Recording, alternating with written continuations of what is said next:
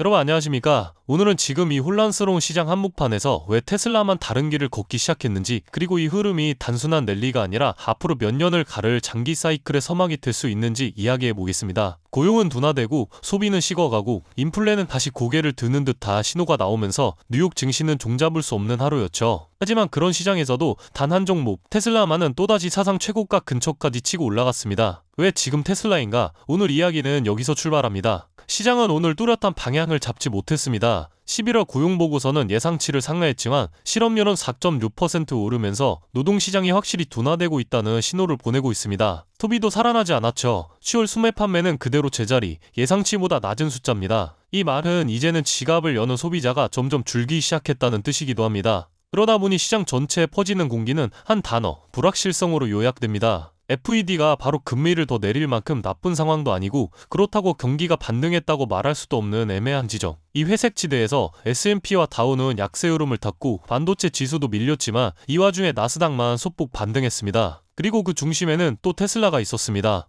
오늘 테슬라 종가는 489달러로 장중에는 491달러까지 올라갔습니다. 지난 1년 동안의 고점을 넘보는 사실상 신고가 랠리입니다. 여기서 중요한 건 왜 테슬라만 유독 강한다라는 질문이겠죠. 그 핵심에는 두 개의 흐름이 있습니다. 첫째, 유럽 시장에서의 대규모 투자 시그널. 얼마 전 기사 표현 그대로 유럽을 향한 테슬라의 프로포즈라는 말이 나올 정도로 유럽 각국과의 협력 기조가 빠르게 정비되고 있습니다. 둘째는 시장 참여자들이 지금 가장 믿고 있는 테슬라의 미래 목걸이, 바로 로보택시입니다. 그리고 이 로보택시가 오늘 대본의 중심축이 됩니다. 먼저 오늘 테슬라 투자자들이 가장 많이 언급한 기사가 있습니다. 테슬라라티의 분석인데요. 월간은 테슬라 로보택시 사업의 성패를 단 한 가지 지표로 본다고 했습니다. 바로 운전자 없는 로보택시를 얼마나 빠르게 확대하느냐, 도시를 얼마나 늘리느냐가 문제가 아니라 실제로 사람이 타지 않는 상태에서 얼마나 안정적으로, 얼마나 넓은 지역에서 운영되는지를 본다는 겁니다. 테슬라는 이미 오스틴에서 무인 모델 Y 테스트를 실제 도로에서 돌리고 있고, 여기에 더해 애널리스트들이 언급한 5개 도시, 휴스턴, 달라스, 마이애미, 피닉스, 라스베이거스, 이곳들이 다음 확장 후보군으로 거론되고 있습니다. 즉 테슬라의 로보택시는 데모 단계에서 운영 단계로 넘어갔다. 이게 월가의 해석입니다. 모건 스탠리 애널리스트가 내놓은 전망은 훨씬 더 공격적입니다. 2026년 로보택시 운용 규모 약 1000대, 2035년 장기 전망은 100만 대 이상으로, 여기서 중요한 포인트는 숫자가 아니라 그 숫자에 담긴 전망의 성격입니다. 테슬라는 로보택시로 전세계 승차 공유 시장의 질서를 바꿀 수 있다는 게 월가가 지금 바라보는 프레임입니다. 그리고 이 전망에는 세 가지 조건이 붙습니다. 안전 감시자가 없는 완전 무인 로보택시 공개, 그 상태에서 안정성 지표가 실제로 개선되는가와 사이버캡의 양산 개시까지, 즉 이 세 가지가 현실이 되는 순간 지금의 실험은 하루아침에 전 세계 도시로 확대될 수 있는 네트워크 사업이 됩니다. 그리고 오늘 시장에서 주목받는 또 하나의 뉴스가 있었습니다. 바로 포드가 대형 EV 사업에서 사실상 철수했다는 내용입니다. 포드는 무려 19억 5천만 달러의 손실을 감수하면서 대형 전기차 라인업을 축소했고 새로운 방향을 찾겠다고 밝혔습니다. 이게 왜 중요하냐면 대형 EV 시장은 원래 전통 완성차들이 따라잡기 어려운 영역입니다. 배터리, 소프트웨어, 에너지 효율, 주행 데이터, 이 네 가지를 모두 갖춰야 하기 때문인데, 지금 이 부분에서 테슬라의 격차는 이미 너무 넓어졌습니다. 즉 경쟁자는 뒤로 물러나고 테슬라는 더 앞서가는 구도가 만들어진 겁니다. 시장 관점에서 보면 이건 단기 뉴스가 아니라 전기차 시장의 권력 이동이 시작되는 신호입니다. 오늘 정리해보면 왜 시장 전체가 흔들리는 와중에도 테슬라만은 계속 고점을 향해 가는지 그 이유가 명확하게 보입니다. 혼란을 뚫고 올라가는 장기 성장 스토리로 테슬라가 다시 시장의 중심으로 올라왔습니다. 지금 이 흐름은 단순히 연말 랠리의 반짝 수혜가 아니라 2026년을 향한 새로운 장기 사이클의 시작점일 수도 있습니다. 말 그대로 올해 산타 랠리에 가장 앞장서 있는 종목은 테슬라입니다.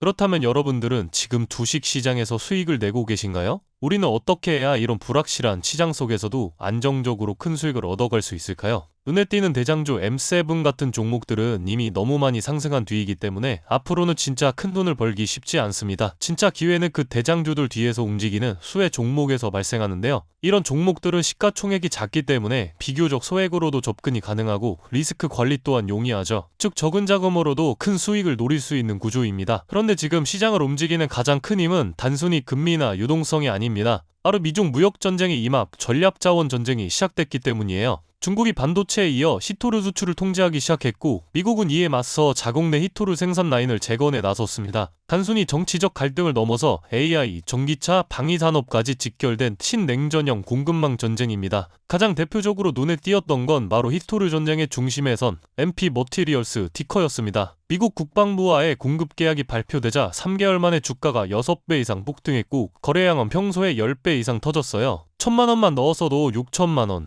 이게 바로 시장이 움직이는 타이밍입니다. 이런 종목들을 한번 불이 붙으면 정말 불도저처럼 밀어올립니다. 왜냐면 시장의 자금은 테마에 몰리기 때문이에요. 하지만 여러분, 중요한 건 여기서 끝이 아닙니다. 한두 종목이 폭등하고 끝나는 이야기가 아니라 산업 전체의 판이 바뀌는 신호라는 점이에요. 히토류 전쟁의 불길은 이제 리튬, 니켈, 코발트 같은 2차 전지 원자재까지 번지고 있습니다. 이미 티커와 LAC 같은 대장은 너무 멀리 가버렸지만 그 뒤를 따르는 진짜 수혜주들은 아직 초입에 있습니다. 히토류 자석을 제조하는 기업이나 리튬 정제를 담당하는 2차 밸류체인 혹은 이 자원을 기반으로 한 방산 전기차 부품 기업들이요. 이런 기업들은 아직 시총이 작고 조금만 자금이 들어와도 급등 파동이 나올 수 있습니다. 테슬라나 엔비디아 같은 재무가 탄탄한 기업에 중심을 잡고 이러한 기업들의 분산 투자하셔야 보다 더 큰 수익을 얻어가는 겁니다. 지금 시장은 분명히 움직이고 있습니다. 하지만 대부분의 개인 투자자들은 이 거대한 판이 어디로 흘러가는지조차 모른 채 뒤늦게 따라붙고 있어요. 진짜 돈은 먼저 움직이는 사람의 몫입니다. 그래서 제가 이번에 직접 현재 이 전략자원 전쟁 속에서 가장 강하게 수급이 몰리게 될